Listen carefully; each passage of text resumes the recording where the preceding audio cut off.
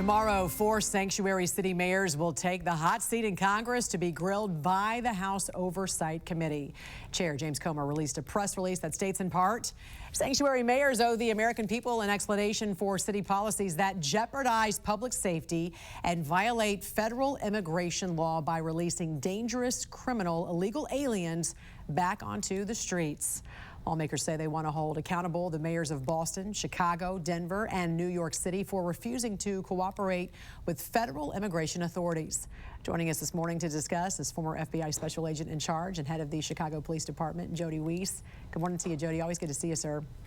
Good morning. Chicago's mayor has even doubled down on his policies, which I know has riled up residents, especially because he made the comment, citizens are not the priority.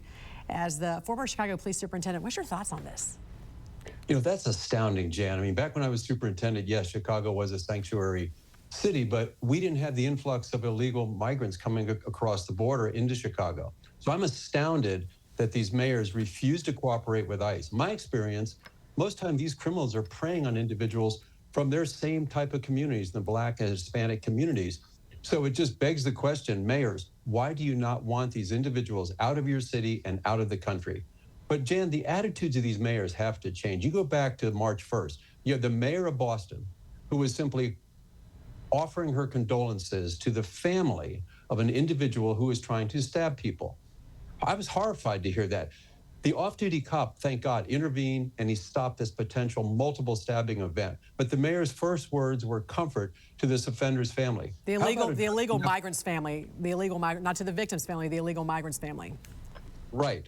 But she almost referred to him as the victim. And how about addressing the hero who stopped this? Yes, sadly, an individual died, but he died because of the consequences of his own actions.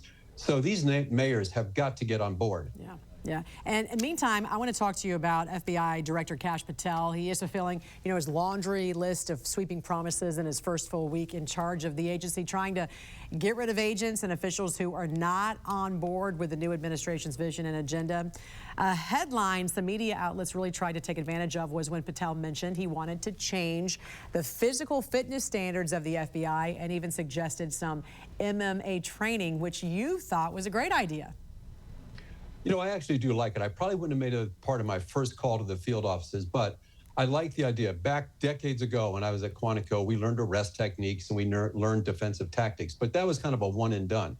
Most fights will end up on the ground, so it just makes sense to me to incorporate some MMA training, maybe Brazilian Jiu-Jitsu, to give the agents options besides strikes and weapons. For example, if properly applied, a naked choke or an arm bar can help gain compliance without having to use pepper spray or use a baton.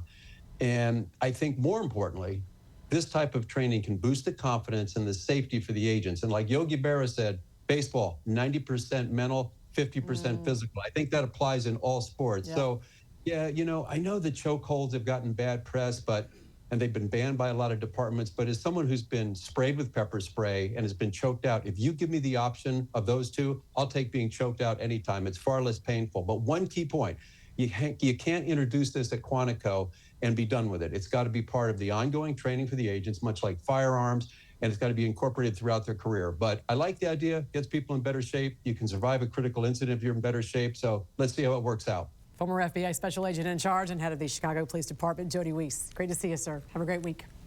Thank you, Jan. Thank you.